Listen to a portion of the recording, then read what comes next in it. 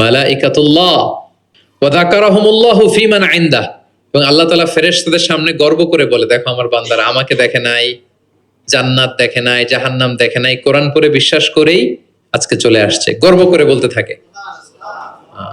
তখন আল্লাহ বলে যে এই বান্দারা কি চায়, আজকে যা চাবে তাই দিয়ে দেব। যেন ইফতারের পূর্ব মুহূর্তে দোয়া কবুলের একটা মাহেন্দ্রক্ষণ, আমরা যেন এই সময়টাকে কাজে লাগাই, আমরা আল্লাহর কাছে দোয়া করব।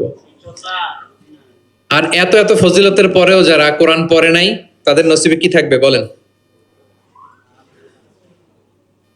আল্লাহ রাসূল সাল্লাল্লাহু আলাইহি ওয়াসাল্লাম তাদের বিরুদ্ধে স্বয়ং মামলা দায়ের করবেন, যার সুপারিশ ছাড়া আমরা জান্নাতের চেহারা দেখব না।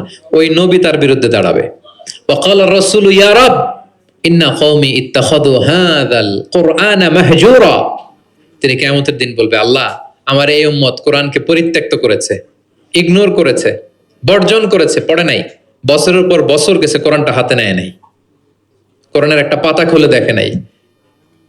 একের পর এক রমাদান সে পেয়েছে, কোরআনকে কোনোদিন সে তেলাওয়াত করে নাই, পাঠ করে নাই।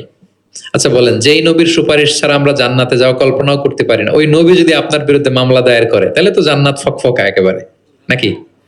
জান্নাতের রাস্তা ক্লিয়ার না? ইম্পসিবল, অসম্ভব। খবরদার প্রিয় ভাইয়েরা, একটু রিভাইজ করেন যে কোরআনের সাথে আমাদের সম্পর্ক কেমন, প্রিয় নবীজির সম্পর্ক কেমন তো আমরা শুনলাম। আমরা একটু দেখি যে আসলে আমাদের সম্পর্ক কেমন। আমরা নিজেরা শোনাই কিনা অন্যকে, অন্য থেকে শুনি কিনা, রাত্রিবেলা তেলাওয়াত করার সময় কান্না করি কিনা, চেষ্টা করি কিনা, অর্থ পড়ি কিনা, তাফসির পড়ি কিনা, কোরআন অনুযায়ী জীবনটা গড়ি কিনা, আমল করি কিনা, একটু নিজের সাথে নিজে বোঝাপড়া করেন। তাহলে আল্লাহ রাসূল সাল্লাল্লাহু আলাইহি ওয়া আলিহি ওয়াসাল্লাম যেভাবে কোরআনের সাথে নিজের সম্পর্ক করেছেন, আমরা ওইভাবে নিজেদের সাথে কোরআনের সম্পর্ক করতে চাই। কি বলেন? চাই কি চাই না? এই রমাদানে আমাদের সময়গুলো কোরআনময় হোক, আমরা চাই। ধীরস্থির ভাবে পড়বেন। আজকে তো আমরা বললাম কিভাবে পড়বেন, 4G গতিতে নাকি 5G স্পিডে, তার তিলের সাথে স্পষ্ট ভাবে ধীরে ধীরে। অনেকে কোরআনের খতম তুলতে যায়, কোরআনের খতম দেয়া ফেলায়, লানত করবে কোরআন তাদের প্রতি। এটা করবেন না আমার প্রিয় ভাই, ধীরস্থির ভাবে তেলাওয়াত করুন, কোরআনের বঙ্গানুবাদ পড়ুন।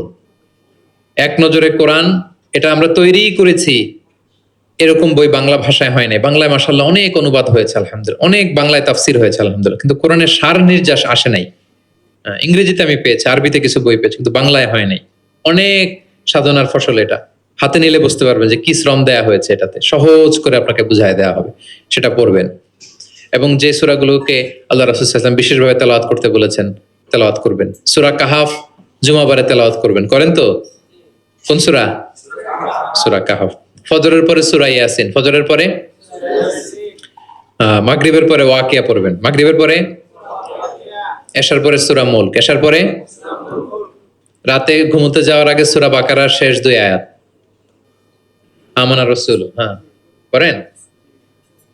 মান ক্বারাআ আয়াতাইন মিন আখিরি সূরাতিল বাকারাতি ফি লাইলাতিন কাফাতা। আল্লাহ নবী বলেন, যে ব্যক্তি রাতে ঘুমোতে যাওয়ার আগে সূরা বাকারার শেষ 2 আয়াত পরে ঘুমাতে যায়, ওই রাতের সেফটি, সিকিউরিটি, প্রোটেকশনের জন্য এই আয়াত 2টাই যথেষ্ট হয়ে যায়। সূরা বাকারার শেষ 2 আয়াত পড়বেন। 3 কুল পড়বেন, 3 কুল।